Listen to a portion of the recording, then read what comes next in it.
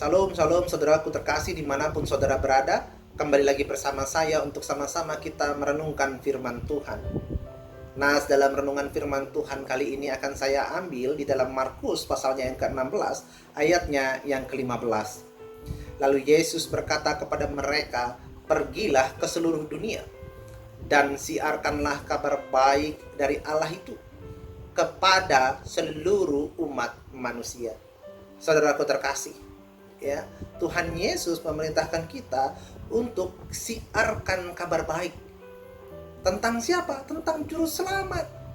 Nah, kalau bahas masalah juru selamat, maka ya otomatis untuk menyelamatkan.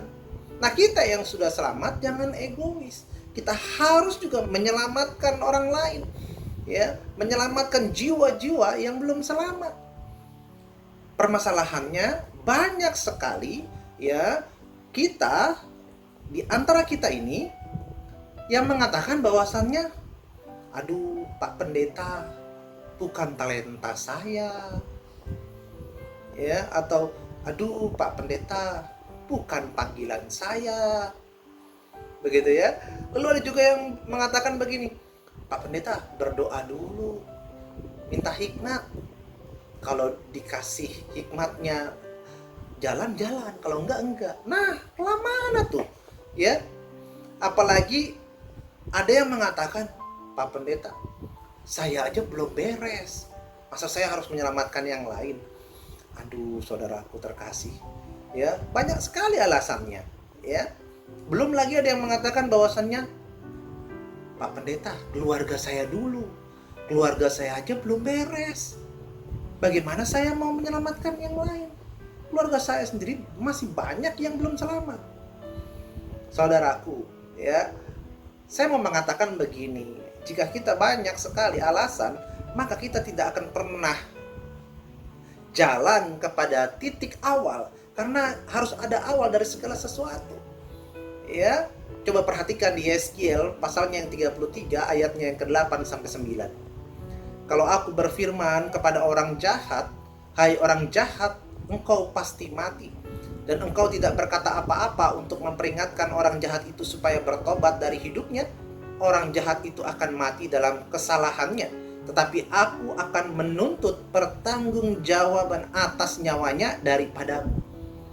Tetapi jikalau engkau memperingatkan orang jahat itu supaya ia bertobat dari hidupnya, tetapi ia tidak mau bertobat, ia akan mati dalam kesalahannya, tetapi engkau telah menyelamatkan nyawamu.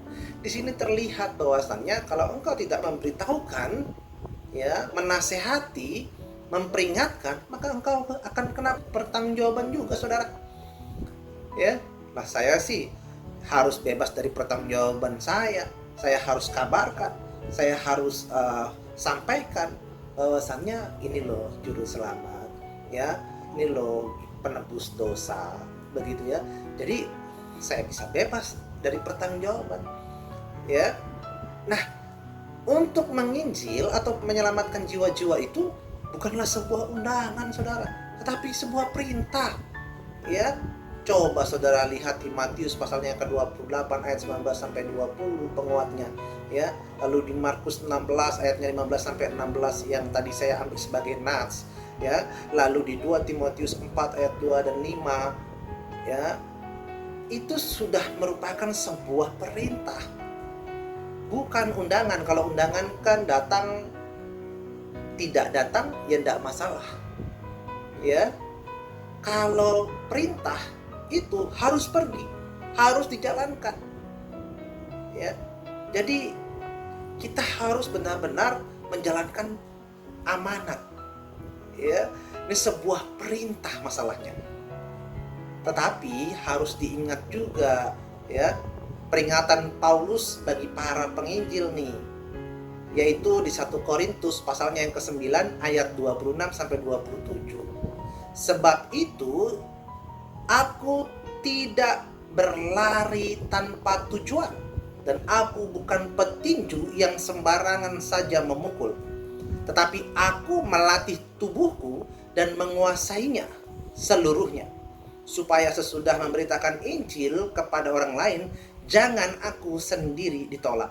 Kenapa? Ya, karena di sini ya Paulus memperingatkan kita agar kita membekali diri. Jangan kita tidak membekali diri. Jangan sampai pemberitaan sia-sia. Ya, tidak sembarangan saja memukul. Ya, jadi kita harus terarah. Kalau menginjil, ya harus beritakan Injil. Injil itu kan artinya kabar baik. Kabar baik tentang siapa? Yesus Kristus. Ya sudah, fokus saja di situ. Nggak perlu yang lain. Jangan menjelek-jelekan. Jangan berdebat kepanjangan. Jangan bermusuhan. Begitu ya. Dan yang terpenting adalah jaga keharmonisan. Nah, tetapi yang perlu diingat juga, jangan sampai ada kesombongan karena merasa penginjilannya paling hebat. Di sini nggak ada penginjilan yang paling hebat, nggak ada yang bisa mengklaim penginjilan mereka paling hebat. Nggak ada. Kenapa? Karena semua orang tidak bisa menghakimi cara Roh Kudus bekerja dalam menyampaikan keselamatan, saudara. Sesuai dengan hikmat yang diberikan pada masing-masing pembawa berita kabar baik itu. Ya. Ingat, pertobatan seseorang bukan karena hasil usaha dan kepintaran otak kita, saudara. Tetapi Tuhan punya kuasa dan hak prerogatif untuk itu. Terima kasih, itulah renungan singkat pada hari ini. Kita berdoa. Tuhan, tolong Tuhan, pakai kami lebih lagi untuk menjadi alat-Mu Tuhan, untuk memberitakan kabar baik tentang Engkau Tuhan. Agar semua orang mengenal Engkau sebagai Tuhan dan Juru Selamat. Terima kasih, di dalam nama Tuhan Yesus kami berdoa. Bapak Ibu, kiranya Bapak Ibu diberkati dengan video ini. Jika Bapak Ibu merasa diberkati dengan firman Tuhan ini, silahkan sebarkan video ini kepada keluarga dan kerabat Bapak Ibu semua. Terima kasih. Tuhan Yesus memberkati.